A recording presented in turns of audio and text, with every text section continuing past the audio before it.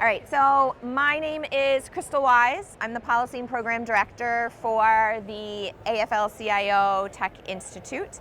And today we're going to practice spotting our deepfakes and practice our skills there. So raise your hand if you've ever been scrolling social media, or maybe you're reading the news and you're wondering, is this even real? Whether it's like a picture or video. Raise your hand if you've ever wondered that. Yes, me too. It's really, really hard to tell.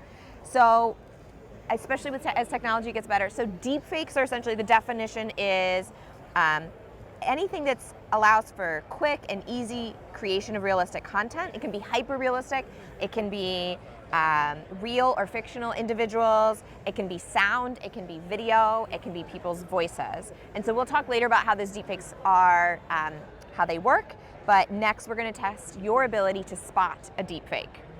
So the first one that we have is Queen Elizabeth.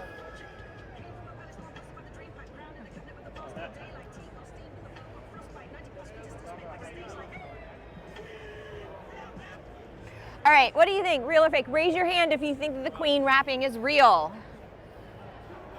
I think she could do it. I think she could You love it, but you are very wrong. It was clearly fake, but we know it was fake. Well, A, she's dead. B, there's just no way that she rapped. C, her rhythm wouldn't have been that good, right? So we know from context clues that that was fake, but they're not necessarily always that easy to tell. So let's play the next one and see how you do.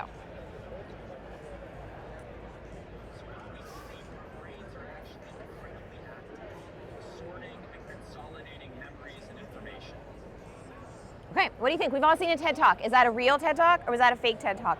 Raise your hand if you think that was a real TED Talk. Okay, a few of you, most of you were right, that was fake. What gave it away? Why did you know that it was fake? No branding. No branding, okay, okay. Anything else? The intonation of the voice. The intonation, okay. So you were thinking really carefully about what you were seeing and you picked up on some of those clues. Now let me ask you, when you're quickly scanning social media, are you thinking really carefully and critically about everything you see? Yes. Oh, good job, I'm not. Okay, last one.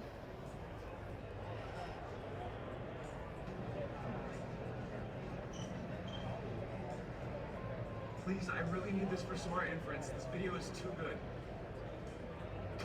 That is a video of Sam Altman stealing GPUs. Sam Altman, the billionaire, CEO of OpenAI, stealing GPUs at Target. Real or fake? Raise your hand if you think it was real. It was fake. He's stealing our data, but he did not steal those GPUs from Target. So here's the problem with deepfakes, right? It hurts individuals and workers. So the ones that we looked at were pretty harmless. They were pretty silly, right? They didn't necessarily matter. But when we think about workers in the creative industries, whether it's their performances or it's their voices or it's the words that they've written, deepfakes can upend the livelihood of union professionals who rely on effective intellectual property rights and who need those copyright rights protected in order to earn their compensation and benefits, as well as to ensure future career opportunities. You'll hear more about this Tuesday morning at 9 a.m. Head of SAG-AFTRA, Duncan Crabtree-Ireland, is going to talk more about how deepfakes undermine workers in the creative industry. But the other thing to know about deepfakes is it's not just about workers in the creative industry. It can be of anyone, right? It can be of Sam Altman, it can be of celebrities, but it can also be used against children. It's also used to make sexualized content. It's known as non-consensual intimate imagery. They've done it to Taylor Swift. They're doing it to children. It's gross and it's completely unacceptable. The next problem with deepfakes is that it's scams. My elderly parents would think every single one of those, including the Queen rapping, was real. So if they get a deepfake of my voice, which is definitely on the internet, saying, "Mom, I need you to wire me 50 grand bail," she would probably do it, right? So it can lead to all kinds of different frauds. Elections. This one's really, really serious. Because if you think about the ability to take a deepfake and then in some way make it seem like a politician or a union leader has done or said something that they haven't done and said, that can completely undermine the things that we think are true or that we know are true. It's already happened at least twice. So, for example, in the presidential primary, robocalls went out to voters in New Hampshire using Biden's voice, telling them not to cast their ballot in the election. It was fake, and I'm sure some people believed it.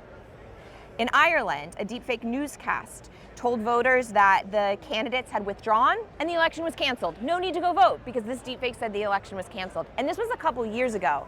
Just in the last 6 to 9 months, deepfakes have gotten really, really good. The underlying problem with deepfakes is that they weaken the fabric of what holds us together as communities, as a society, and they make us question what's even real. What is the truth?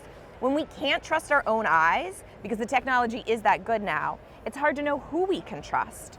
This is what matters for individuals, it matters for workers, it matters for our kids, it matters for all of us. And so the next step is to figure out, how do we make sure we know what's real and what's true? So let's go to the AI principles. We have this, AFL-CIO has this worker-centered AI agenda, and there's 8 pillars. 2 of them directly talk about deepfakes. So number 3, if you go to the next slide, is supporting and promoting copyright and intellectual property protections. That's key to all of this. And the last one is protecting civil rights and upholding democratic integrity. Unions are on the front lines of fighting for and bargaining around these protections, and we've been doing it for decades.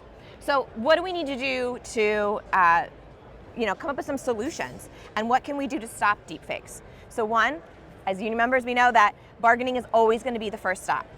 But policies in particular can prevent the worst of the harms because they can stop things like the non-consensual intimate deepfakes that we talked about. They create a floor for bargaining, and they can protect democratic processes. So we've seen policies that are addressing these issues all across the country, both at state level laws, at national level laws. And in fact, just 2 days ago, this is really exciting, the New York Fair News Act passed and is now on Governor Hochul's desk. And what it does is it requires labeling of AI-generated content. So the idea is if you're going to create something with AI, you have to label it. Just like when you pick up milk at the grocery store, you know if it's 2% or it's skim milk. We have a right to know what we're eating and drinking, and we have a right to know whether the information we're looking at is real or fake. It would also require humans to review AI-generated content before it's published, and it would prohibit AI from replacing journalists or training on their work without their consent and their compensation. So, this is the end. We've got bargaining, we've got policy. If you want to learn more, we have more microtrainings. Lauren's going to be talking in a couple minutes about those AI principles. There's a QR code there. We've got all kinds of handouts on the principles. You can sign up for our newsletter to continue to learn more. We really appreciate you coming and participating in the training.